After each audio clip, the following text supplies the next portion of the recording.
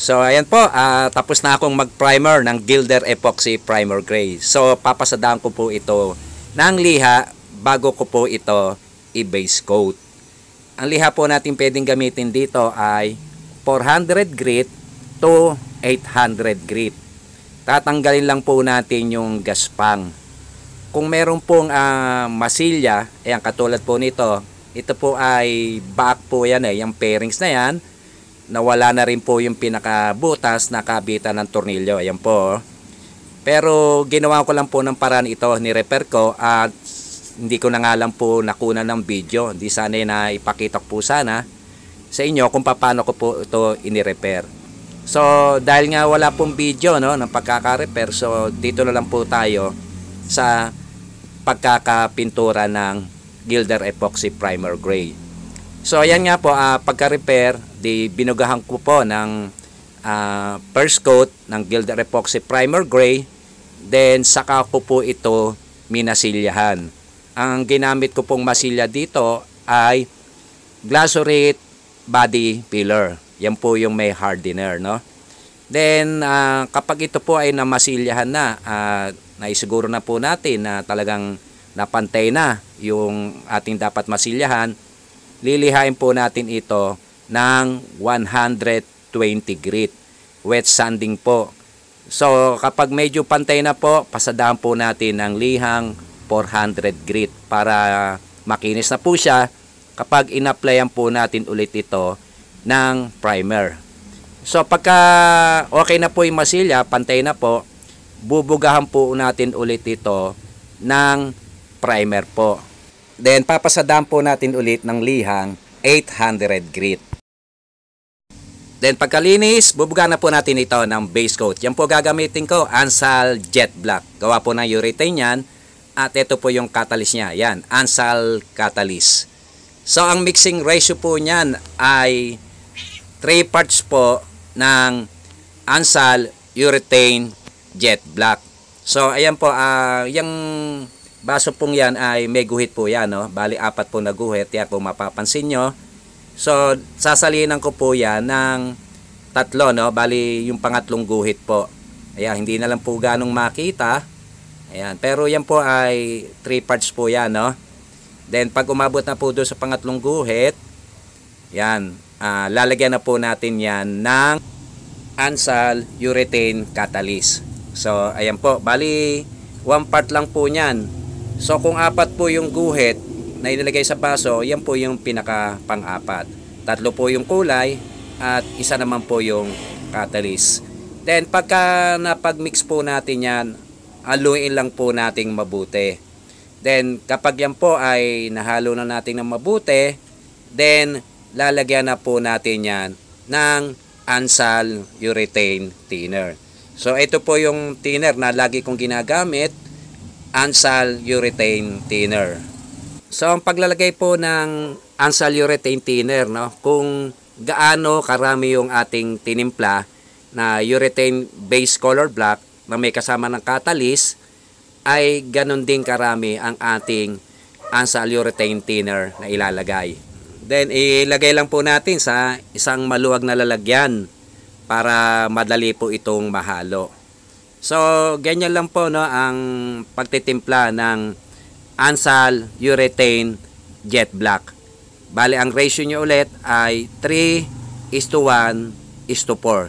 Ibig sabihin 3 parts ng base coat, 1 part ng catalyst at 4 part ng thinner.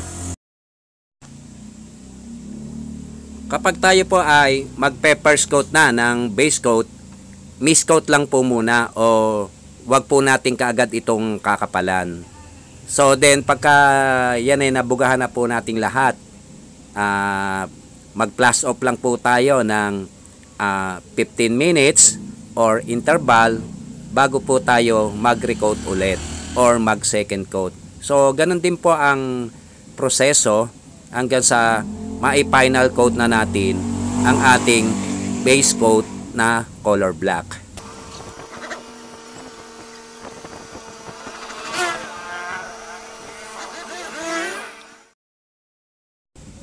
Pagkatapos pong magbugahan ng first coat, mag-interval lang po tayo o mag-plus off ng 15 minutes. Then, pwede na po natin itong i-recoat or i-second coat. Sa pagsa-second coat, mas makapal na po ito kaysa sa first coat. Mag-semi full coat na po tayo.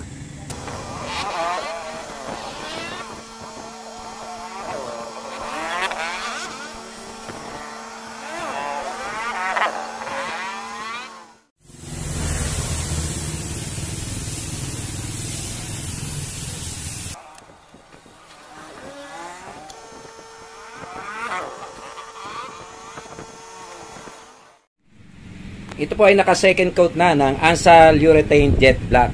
So papasadaan ko muna ito ng lihang 1000 grit.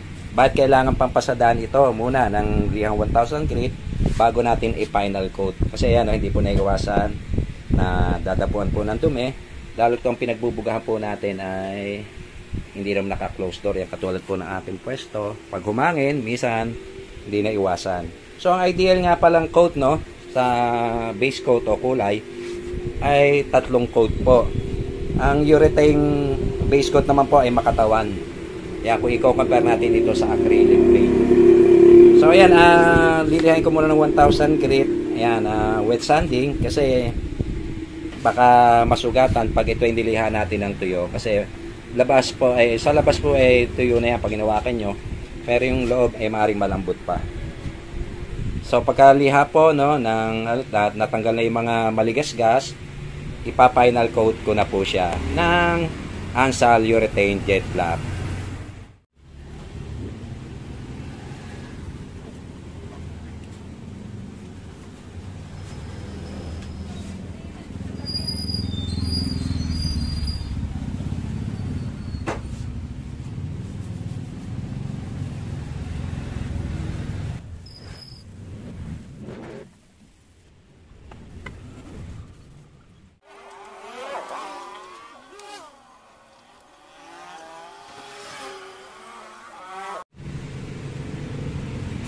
So ayan po, wala na po yung maligas-gas. Nawala na rin po yung mga bootleg. Ayan, nakita nyo yung pinagdaanan ng liha. Then bago natin i-final coat dyan, ay punasan muna natin mabuti o linisin, no? Para siguradong pag final coat natin ay smooth na at malinis. Then after ng final coat, kung may makita pa rin tayong bootleg, bago natin i-top coat, pasadaan lang natin ang liha yung bootleg. So ayan, ipa-final coat ko na po ito.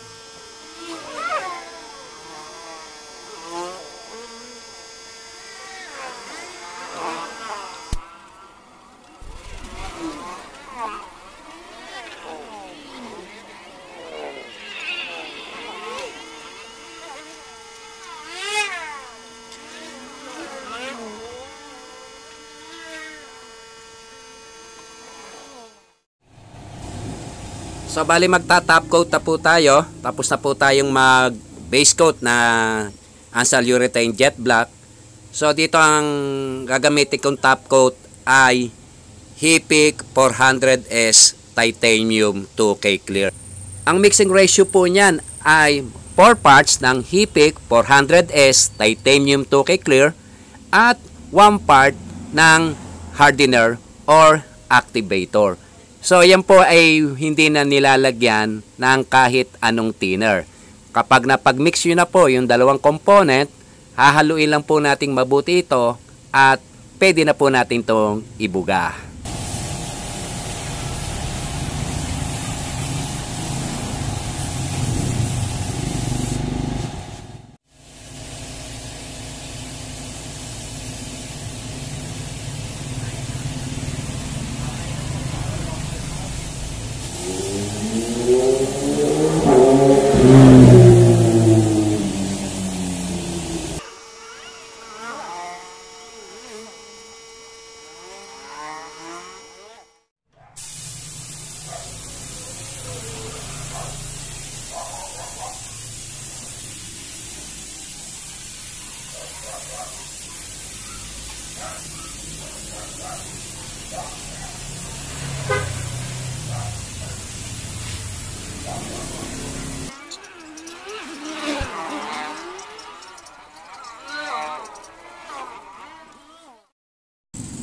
Kapag tayo po ay nag-top coat, ilang coats po ba ang ideal?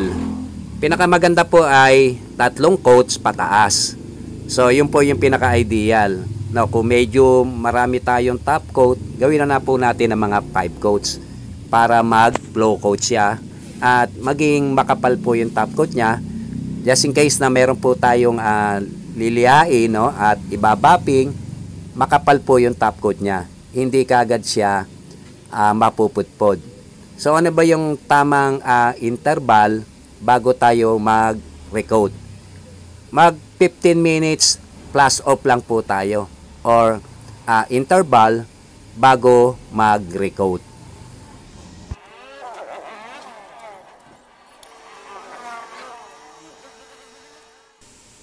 So ito na po yung pinaka finished product or final coat ng top coat.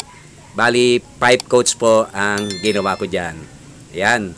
Sana po ay makatulong sa inyo ang video kong ito.